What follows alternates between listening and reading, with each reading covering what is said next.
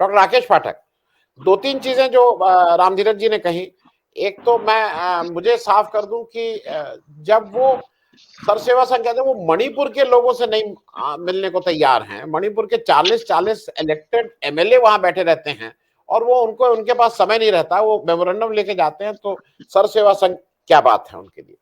दूसरा, मैं एक और चीज इसलिए कहूंगा, बड़ी कंपनी सबको पता है इस देश में, बड़ी कंपनी मतलब एक, जैसे ठंडा मतलब कोको कोला, वैसे ही बड़ी कंपनी मतलब केवल एक कंपनी। अब जो ये बात डॉक्टर राकेश आपसे एक इसलिए इस पे उत्तर चाहेंगे, रामधीरज जी कह रहे हैं जनता की अदालत जाएंगे। बनारस की 3-4 बड़ी संस्थाएं, बनारस को अगर कोई जानता है तो काशी विश्वनाथ, बीएचयू, ये जो बसंता कॉलेज, गांधी विद्या संस्थान, सर सेवा संघ, ये सब बनारस की धरोहर है। लेकिन मेरे एक दर्शक भी कह रहे हैं कि इसी बनारस ने नरेंद्र मोदी को वो ताकत दी कि वो इन सारी चीजों को, गांधी को दफन करने का अगर काम हो रहा है उस विचार को, तो ताकत तो बनारस ने ही दी है। तो कहीं ना कहीं इस वैचारिक रूप से, और मैं ये इसलिए कह रहा हूं कि आपने जब जो एक मुकदमा किया है गांधी के ऊपर के, कहीं ना कहीं बनारस के लोगों को, हालांकि बुरा लगेगा बनारस के लोगों को, लेकिन जिम्मेदारी तो कहीं ना कहीं उनकी है। अगर आप ऐसे व्यक्ति को इतनी ताकत दे रहे हैं और उसके बाद वो इस तरह की बात तो करेगा ही करेगा। जरा एक आपसे भी जरा डॉक्टर राकेश पाठक समझ लें कि गांधी की के विचारों को, गांधी को दफन करने का ये जो काम है। देखिए सर, अकेले बनारस को जिम्मेदार नहीं ठहराया जा सकता, ये पूरा देश जिम्मेदार है। ठीक है, वो एक संसदीय सीट है, बनारस से नहीं जीतते तो वे जहां से चुनाव लड़ते वहां से जीतते, बड़ौदा, अहमदाबाद, गांधीनगर, जहां से चाहते वहां से वे संसद में पहुंचते। मूल बात है उनकी विचारधारा और उनकी मंशा। जो कुछ वे कर रहे हैं वो सीधे सीधे हमारी विरासत को मिटाने का अभियान है। गांधी उनके रास्ते में सबसे बड़ी बाधा है। इसके पीछे की वजह यह है कि वे गांधी की जगह विनायक दामोदर सावरकर को स्थापित करना चाहते हैं। भारतीय स्वतंत्रता के संग्राम में संघ के पास, जनसंघ के पास, हिंदू महासभा के पास, राष्ट्रीय स्वयंसेवक संघ के पास कोई नायक और महानायक नहीं है। कोई उनके पास ऐसा आइकॉन नहीं है जिसको वे सामने रखकर कह सकें कि स्वतंत्रता संग्राम में हम भी थे।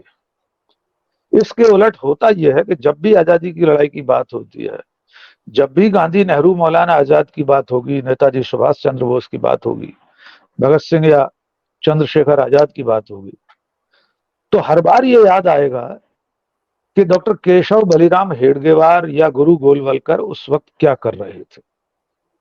विनायक दामोदर सावरकर काला पानी से लौटने के बाद क्या कर रहे थे। यही हीनता ग्रंथि, यही इंफीरियरिटी कॉम्प्लेक्स उन्हें हमेशा गांधी, नेहरू और उनकी विरासत को मिटाने के लिए प्रेरित करता है। वे जानते हैं उन्होंने आजादी की लड़ाई में नाखून भी नहीं कटवाया, उनके उंगली कटाने का भी कोई योगदान नहीं है। इसलिए जो वास्तविक महानायक हैं उनकी चरित्र हत्या, उनके विचार की हत्या, उनके सब तरह के प्रतीकों की हत्या, उनकी विरासत को मिटाने की मंशा हर बार उनकी सामने आती है। चाहे नेहरू के नाम का म्यूजियम हो दिल्ली में, चाहे गांधी जी के नाम की ये विरासत हो, सर्व सेवा संघ। वे इस मिटाने की प्रक्रिया में ये भी भूल जाते हैं कि इसमें जेपी का भी योगदान था, जिसकी ये माला जपते हैं, जिस जेपी की बदौलत 1977 में सत्ता में आए थे। उसमें विनोबा भावे का भी योगदान था। जैसा कि अभी सर ने कहा कि जिन विनोबा की मदद से आपातकाल में बचने की कोशिशें कर रहे थे, इंदिरा गांधी तक संदेश पहुंचाते थे कि किसी तरह बचे रहें जेल जाने से। तो मूल बात यह है कि इनकी मंशा क्या है और उसे देश को समझना होगा। सवाल अकेले एक सर्व सेवा संघ का नहीं है।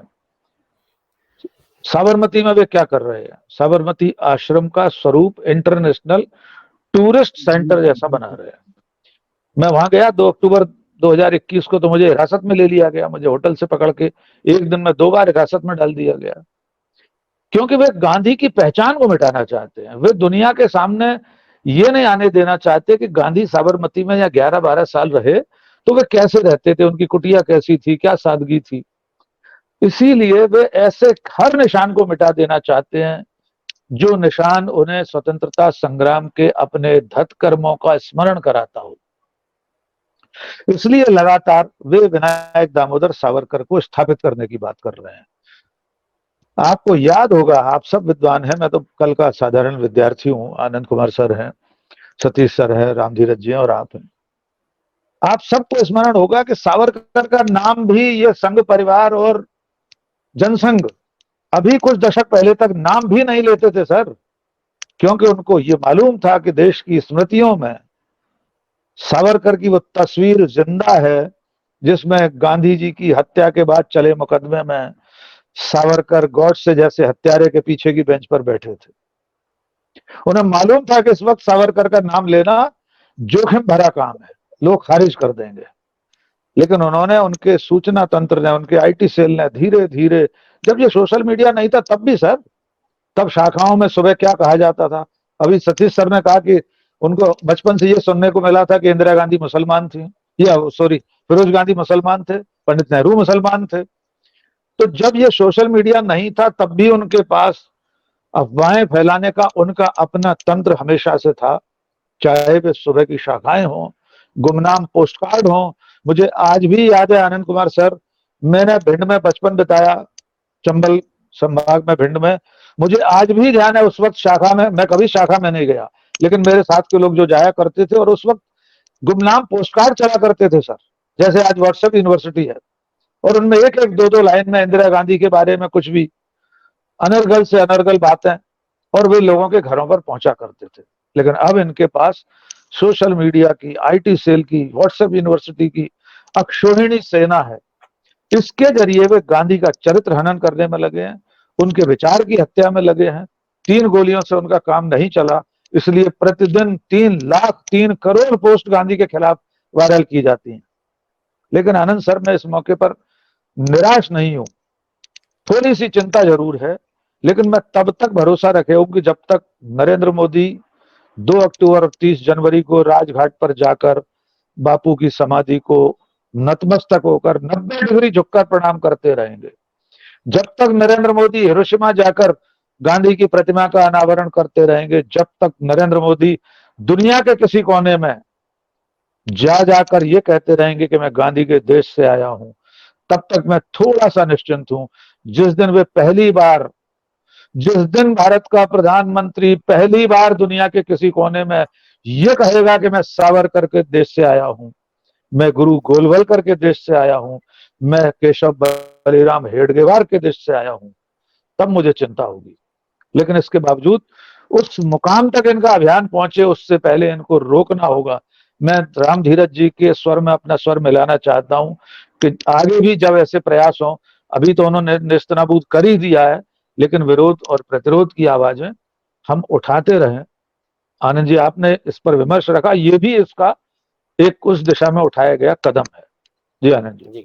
मैं डॉक्टर राकेश आपसे एक दो चीजें आने से पहले एक भूल सुधार कर दूं। भाई, मेरे एक दर्शक ने पॉइंट आउट किया कि वो जो वीसी साहब थे वो काशी विद्यापीठ से नहीं, वो संपूर्णानंद संस्कृत विश्वविद्यालय से गए थे, जो जिनको वीसी बनाया गया था। एक तो ये, दूसरा मेरी एक दर्शक और कह रहे हैं कि जो ये विचारधारा है, इसको सबसे ज्यादा डर सोशलिस्ट प्रेम्बल में सोशलिस्ट वर्ड से लगता है। इसमें अलग अलग विचार है, मुझे लगता है इनको प्रेम्बल के हर वर्ड से उतना ही डर लगता है, चाहे वो सेक्युलर हो, चाहे वो लिबर्टी हो, चाहे वो इक्वलिटी हो। मुझे लगता है कि ये जो विचारधारा है वो इसको मानने ही को नहीं तैयार है। मैं इसको खत्म करूं उससे पहले एक बहुत मूल बात हमारे किसी एक दर्शक ने उठाई है। उनका कहना है कि जो लोग मंदिर जाते हैं वो अपनी आस्था की वजह से जाते हैं, वो टूरिज्म करने नहीं जाते हैं। और वहां पे पहले भी मंदिर हम लोग जाते थे, वहां दुकानें रहती थी, प्रसाद लेते थे। ये कॉरिडोर बनाने से और मॉल बनाने से अगर आप उसको टूरिज्म का एक इस तरह की कॉर्पोरेटाइज कर रहे हैं, तो शायद वो आस्था वाले पार्ट के साथ आप खिलवाड़ कर रहे हैं। इन्होंने, हमारे उस दर्शक ने साउथ के बहुत से मंदिरों के नाम दिए हैं कि जहां आज भी लोग दुर्गम स्थान पे पैदल चल के जाते हैं और उसमें कहीं भी कमी नहीं आई, ना आस्था में ना उसमें। तो इस पे भी एक छोटा वो कि सर्व सेवा संघ है या गांधी, ये हमें हरदम याद दिलाते रहते हैं। ये कॉर्नर स्टोन है भाई हमारे उसके, कि आप जब उधर से निकलते हैं तो जे कृष्णमूर्ति की याद आती है। मैं एक बात कह के आपके पास आ रहा हूं, मैंने जे कृष्णमूर्ति की किसी से भी मैं कहता हूं किताब उठा लें, जे कृष्णमूर्ति जितना ज्ञान की बात, मैं उनकी एक पेज पढ़ता हूं ना, मुझे कम से कम 20 पेज 25 पेज और किसी का पढ़ूं, उतना ज्ञान होता है, बहुत हैवी है। जे कृष्णमूर्ति के पास जो शायद जो ज्ञान है वो दुनिया के शायद 5-10 लोगों के पास उस तरह का ज्ञान होगा जो आर्टिकुलेट करके वहां लिखते हैं। तो मैं इस पे डॉक्टर राकेश, समस्या तो खड़ी हो गई है। अब समस्या के सामने हम सब लोगों की मूल कर्तव्य है कि लोगों को बताना, और इसके लिए जन जागरण भी शायद आवश्यक है। क्या किया जा सकता है? देखिए, रास्ता तो गांधी खुद बता गए, उसके अलावा और कोई रास्ता नहीं आनंद जी। ये जब भी ऐसी कोई कोशिश करें तो ज्यादा से ज्यादा लोगों को सत्याग्रह करना चाहिए, धरने पर बैठे, अनशन करें। सत्य और अहिंसा के रास्ते पर चलकर ही इनसे जीता जा सकता है, क्योंकि देखिए शक्ति उनके पास है, वे सत्ता में है और इस वक्त एब्सोल्यूट पावर है उनके पास। तो जो रास्ता, एब्सोल्यूट पावर अंग्रेजों के पास भी था। गांधी क्या तोप और तमंचे और बंदूक से जीत सकते थे? उनसे कोई नहीं जीत सकता था। अहिंसा के रास्ते से ही, सत्याग्रह के रास्ते से ही जीता जा सकता था। तो आज भी वही एकमात्र रास्ता है। आने वाले कल में जब भी ये लोग कोई ऐसा प्रयास करें तो हम सब लोग सिर्फ स्क्रीन पर बात ना करें, एक बार उतरकर सड़क पर भी साथ खड़े हों। राम धीरज जी जब आवाज लगाएं तो हम सब पहुंचे, ज्यादा से ज्यादा लोग पहुंचे और गांधी के विचार को ज्यादा से ज्यादा लोगों तक, खास तौर से नई पीढ़ी तक पहुंचाने की जरूरत है, क्योंकि उसके दिमाग में बहुत जहर भर दिया गया है। उसका सफाया, उसके जाले साफ करना बहुत जरूरी है। एक अंतिम बात, जो आपने कहा कि इन लोगों को संविधान की किन चीजों से असुविधा है, दिक्कत है, वे वही 4-5 सिद्धांत है जो मनुष्य को बेहतर बनाने और समाज को बेहतर बनाने के सिद्धांत हैं। उससे इनको बड़ी दिक्कत है, चाहे वो समाजवाद हो, धर्मनिरपेक्षता हो, न्याय हो, समानता हो, बंधुत्व हो, जैसा कि आनंद सर ने भी गिनाया। इनमें से एक भी चीज में इन लोगों की आस्था नहीं है, क्योंकि इनकी आस्था तो मनुस्मृति में है। उनके हिंदू राष्ट्र में तो मनुष्य समान होगा भी नहीं। लिखा भी था गोलवलकर ने कि हमको ऐसा समाज नहीं चाहिए, ऐसा देश नहीं चाहिए जिसमें दलित हमारे बराबर हो जाए और मुसलमान हमारे बराबर हो जाए। जिस प्रयागराज की हम बात कर रहे हैं, वहां पिछले माघ मेले में हिंदू राष्ट्र का संविधान बनाने के लिए समिति बन चुकी है। इस साल शायद पेश किया जाना था वो संविधान। तो उसकी पहली लाइन में लिखा है कि मुसलमानों को सुरक्षा और सम्मान मिलेगा, लेकिन मताधिकार उनके पास नहीं होगा। ये उनका शुरुआती ड्राफ्ट है। जब पूरा बन के आ जाएगा हिंदू राष्ट्र का संविधान तब देखेंगे। तो मूल बात यह है, इनकी कोई आस्था मानवता, समानता, बंधुत्व, धर्मनिरपेक्षता, न्याय किसी चीज में नहीं है। इसलिए वे हर उस व्यक्ति की विरासत को मिटाना चाहते हैं जो इन सब चीजों का पक्षधर है, और उनमें गांधी एकमेव और सर्वोच्च हैं, जो इन सब चीजों के प्रतीक हैं। इसलिए वे गांधी को और उसकी विरासत को मिटाना चाहते हैं। जी।